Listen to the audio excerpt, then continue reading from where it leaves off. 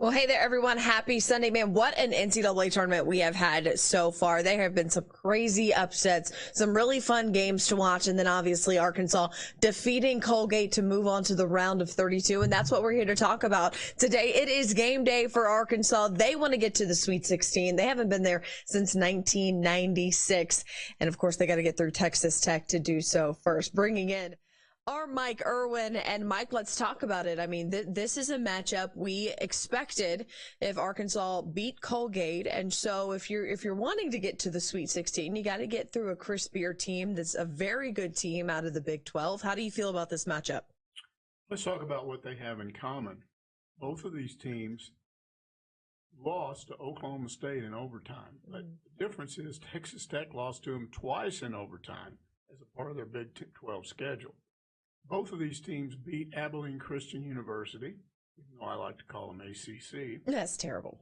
And then both of them beat LSU. The difference is Arkansas lost to LSU in Baton Rouge, beat them in Fayetteville, and Texas Tech only played them once and beat them in Baton Rouge. That might have been their biggest win of the year. They beat them 76-71. If you look at how these teams match up statistically, real similar. The difference is Arkansas is a little more quicker pace, a little more high scoring, maybe not quite the defense, but the scoring margin is just under 10 for Texas Tech and right at 12 for Arkansas. You'll find these statistics are real similar, but Arkansas wins in every statistical area: shooting, three-point shooting, free throw shooting, rebounding, assists, and steals. All of those numbers are close, but all of them give a slight edge to Arkansas. Then as you look at where the scoring comes from, we've seen Texas Tech all year long be a four-guard, one-forward lineup, and that forward is a 6'7" guy. It's not a 6'10", 6'11" guy. That makes them similar to Arkansas in some circumstances, like in the Colgate game, where Eric Musselman decided, okay, we're going with four guards and one Justin Smith. Their guy is 6'7", Justin Smith's about 6'7". Justin Smith's better than Marcus Shaver-Silva. A little bit better statistically. Yeah. I feel better about him. I think Arkansas wins that matchup.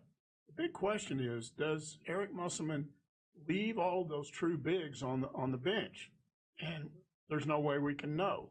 He may decide, that we're going to play the same game they play. Four guards, one forward, 6'7" guy, be a similar matchup with Justin Tate.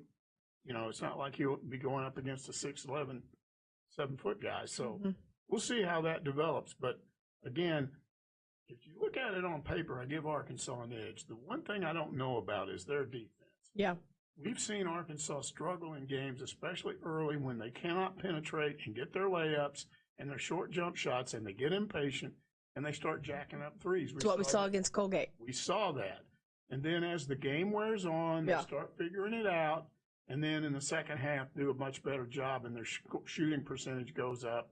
They get more points in the paint. And I wouldn't expect anything different in this game. I think early on Arkansas may struggle a little bit trying to go inside.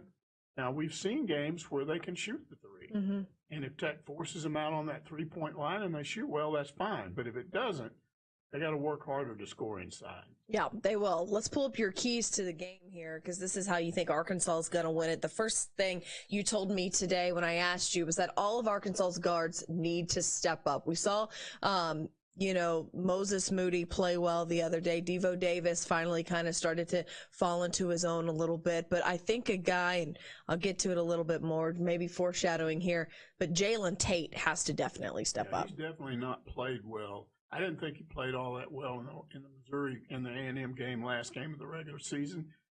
Didn't play all that well in the win over Missouri in the SEC tournament. And I think he's been inconsistent in postseason. So, he needs to step up. But really, even Devo, he has a great game. You look at all the good things he does toward the end, but he's not doing that the whole game. Same thing with Moses Moody. So I'm saying those three guys, those guards, in this game, they need to play the whole game. None of this, I'll come on in the second half. Don't let it get to that situation. If all of them are playing well together, Arkansas won't have a difficult time in this game where they get into trouble. is where you get inconsistencies with the guards. Well, I want to pat myself on the back a little bit because I picked Justin Smith as my player of the game last time against Colgate, and he did that with 27 points. Definitely had a great game, and really defensively, 5 steals for him as well. And that's one of your keys. He's got to continue to play well. He needs to be a leader for this team. Yeah, again, as I said earlier, this may well develop into a game where it's Justin Smith, Arkansas, they're converted 5 in this game. They're 5 guy. Even though he's more of a definitely a small forward, he has to step into that role. But they're guys like that too. So he needs to win that battle. He needs to be able to contest their guards too when they come in and try to score. So yeah, he's a real key to this game. All right, let's go look and talk about our players of the game real fast. Mike, you picked Moses Moody again. Yeah, just like I did the other game, and I'll use the same logic. He's at a point now, because he's a one and done, where any game he plays now could be his last game as a Razorback. And I think there's just got to be an urgency from him. And it wasn't that he played poorly against Colgate. He just could have played better. And I look for him to play better today. I do. He's got that. I think Arkansas, they had one guy that with NCAA experience, Jalen Tate. He didn't play all that well anyway. So now all those guys have that out of their way, that typical game where you see a 2 seed or a 3 seed. 1 seeds almost never lose in the first round. But a lot of 2 and 3 and 4 seeds lose, and we've seen that. And Arkansas avoided that.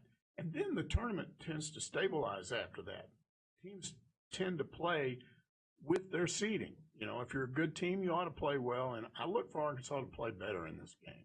Yeah, well, I'm looking for Jalen Tate to play better in this game. I mean, you mentioned it. He has to step up. But I think that this is a guy who, again, you said it in a story you did earlier this week, came to Arkansas because he not only wanted to go to the NCAA tournament, but he wanted to win in the NCAA tournament. The last game that he played with a different team, they lost to Texas Tech, and that was the year Texas Tech made that run to a national championship game, eventually fell to Virginia. This is a guy who wants a little bit of revenge. And so if there's any motivation outside of helping Arkansas get to the Sweet 16, it's the fact that Jalen Tate wants a little bit of vengeance, and he's ready to take on this Texas Tech team, which he is familiar with in regards a little bit more than some, because you think about it, this team that played in that January 2019 game against Tech and lost in overtime, I think Desi Sills and Ethan Henderson were the only ones on that roster, and they didn't play very much in that game. So I look to Jalen Tate to really be a leader, to take that experience and chip on his shoulder he has against Tech, like he talked about yesterday, into this game and kind of help be there for this team as they get ready to take on the Red Raiders. Mike, Arkansas, a 2-point underdog, I believe, in this one. How do you feel about that? Well, that's fine.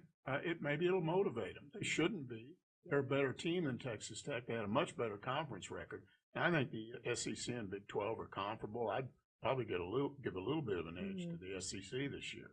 So Arkansas's beaten teams that I'm not sure Texas Tech could beat. I'm not sure they beat Alabama. Now they did beat LSU.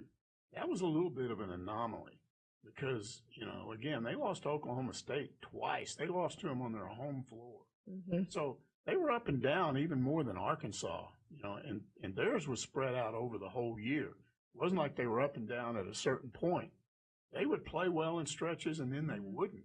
Mm-hmm. I have friends out there because I grew up in that area, and I always talk to them, and they're like happy, and then they were mad, and then they were happy, and then they were mad. And kind of right now, they're not real happy. Yeah, if you know anything about Mike Irwin, if Texas Tech was not playing Arkansas, he would be hoping that the Red Raiders would win this game. Because but I grew up watching. Yeah, he grew up as a Tech fan, but obviously we all want Arkansas to advance to the Sweet. 1996, Mike. Well, what do you remember about that?